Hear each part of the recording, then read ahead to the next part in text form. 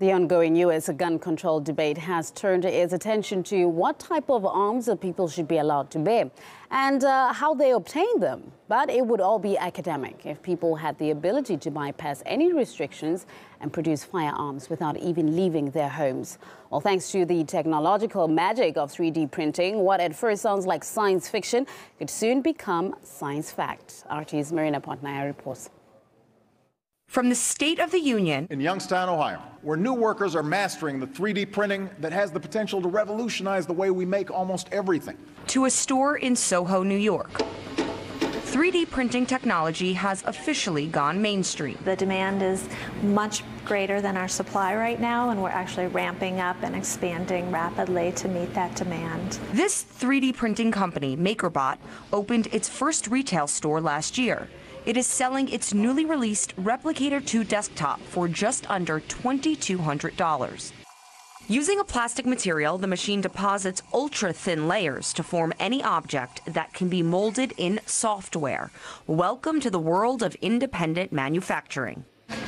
So this stretch bracelet took about 16 minutes to make, but other objects that are a bit bigger, like this cupcake gift box, took about 15 hours of printing. Now, while the time may vary, anyone with a 3D desktop printer can essentially make anything that they want. Our website, Thingiverse, is a repository for 3D printed items. We have more than 40,000 items on Thingiverse that are free and downloadable. And one of our terms of service is that you cannot upload anything that is deemed a weapon. This is where 25-year-old Cody Wilson enters the picture. A group of friends and I started a project called Defense Distributed. We wanted to use a 3D printer to print a gun and release the files open source. The Texas law student has already printed a 30-round magazine and lower receiver that houses the bolt for an AR-15. And he's reportedly working on completing a rifle with a 3D printer.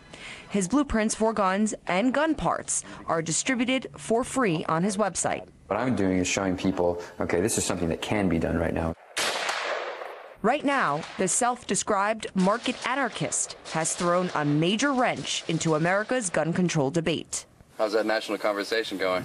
It was a debate that started in December after 20 children and 6 adults were shot dead at a Connecticut elementary school. Overwhelming majorities of Americans who believe in the Second Amendment, have come together around common sense reform, like background checks that will make it harder for criminals to get their hands on a gun. Meanwhile, just last month, Wilson became a federally licensed gun manufacturer and dealer. They're bypassing the debate. They're rendering the debate irrelevant. Whatever laws may come out of this discussion, this sort of ability to manufacture objects, including firearms, on a localized, decentralized basis, means that the law really won't matter.